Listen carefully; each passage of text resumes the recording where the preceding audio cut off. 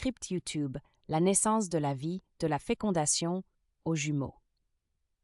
Et si je vous disais qu'à l'instant même où vous êtes né, vous auriez pu être deux?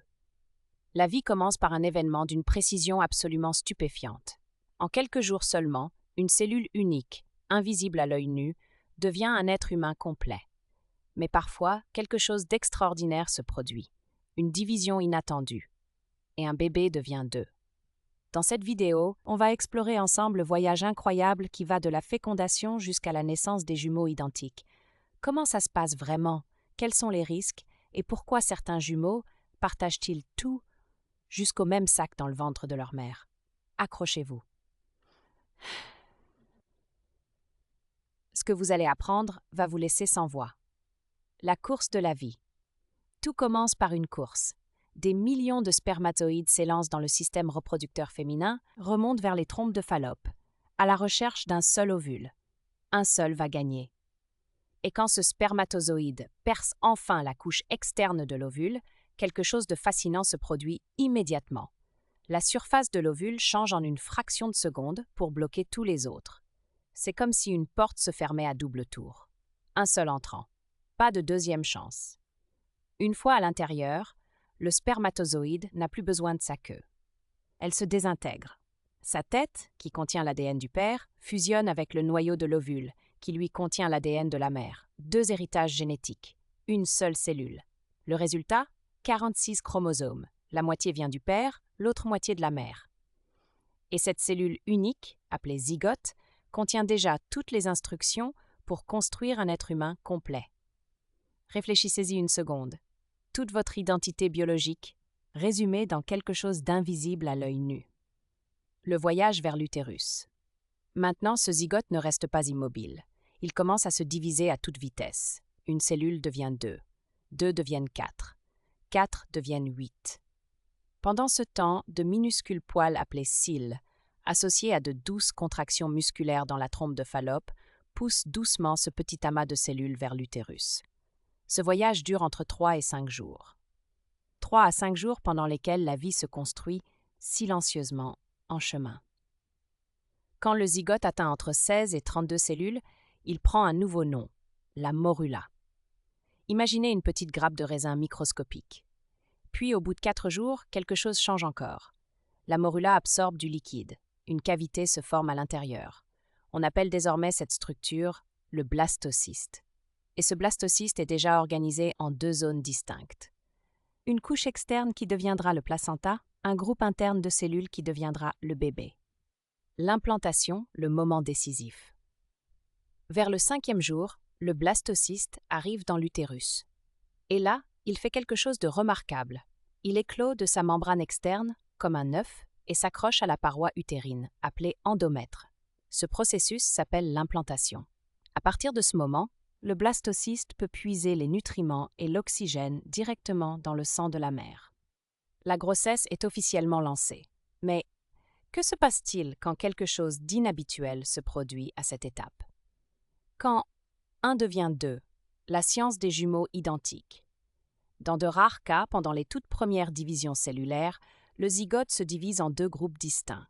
Chaque groupe possède exactement le même ADN. Chaque groupe va continuer à se développer séparément.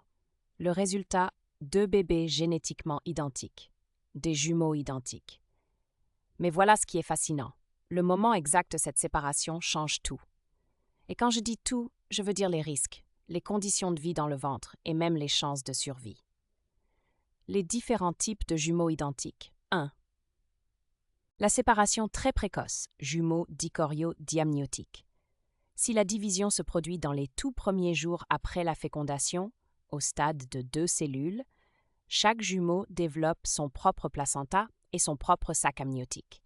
C'est le scénario le plus courant parmi les jumeaux identiques. Et c'est aussi le plus sûr. Chaque bébé a son propre espace, ses propres ressources.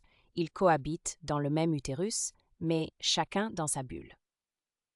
2. La séparation un peu plus tardive, jumeaux monochoriodiamniotiques.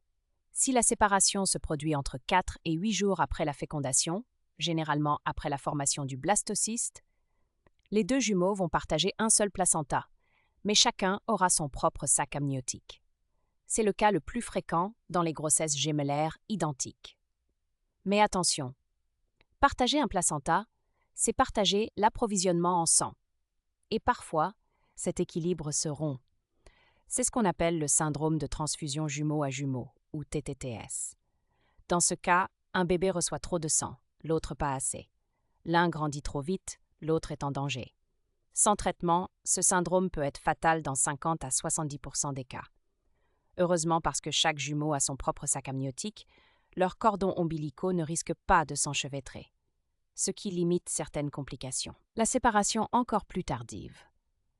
Jumeaux monocoriaux monoamniotiques. Si la division se produit entre 8 et 13 jours après la fécondation, les jumeaux partagent non seulement le placenta, mais aussi le même sac amniotique. C'est une configuration bien plus complexe. Les risques du TTTS sont toujours présents. Mais en plus, les cordons ombilicaux des deux bébés se trouvent dans le même espace. Ils peuvent s'entremêler, et cela peut avoir des conséquences graves. Ces grossesses nécessitent un suivi médical très étroit. 4. La séparation trop tardive. Les jumeaux conjoints. Et enfin, le cas le plus rare et le plus complexe. Si la séparation se produit entre le 13e et le 15e jour, les deux zygotes ne se séparent jamais complètement. Les corps fusionnent. On parle alors de jumeaux conjoints. Ces jumeaux partagent certains organes ou parties du corps. Beaucoup naissent malheureusement sans vie. Parmi ceux qui survivent, environ 35% ne vivent que quelques jours après la naissance. Et ceux qui surmontent cette première épreuve font face à une vie de défis médicaux extraordinairement complexes. Un rappel bouleversant que quelques jours, parfois même quelques heures, dans ce processus peuvent tout changer. Ce que nous venons d'explorer ensemble, c'est l'un des voyages les plus incroyables qui existent. En l'espace de quelques jours seulement, une seule cellule se transforme, voyage, se divise, s'implante et donne naissance à la vie. Retenez l'essentiel. Tout commence par la fusion d'un spermatozoïde et d'un ovule pour former le zygote. Ce zygote voyage vers l'utérus en se divisant en permanence, il s'implante dans la paroi utérine sous forme de blastocystes. Et dans de rares cas, ce zygote se divise en deux, donnant des jumeaux identiques. Le moment de cette séparation détermine les conditions et les risques de la grossesse. La vie est à la fois d'une fragilité et d'une robustesse absolument remarquables.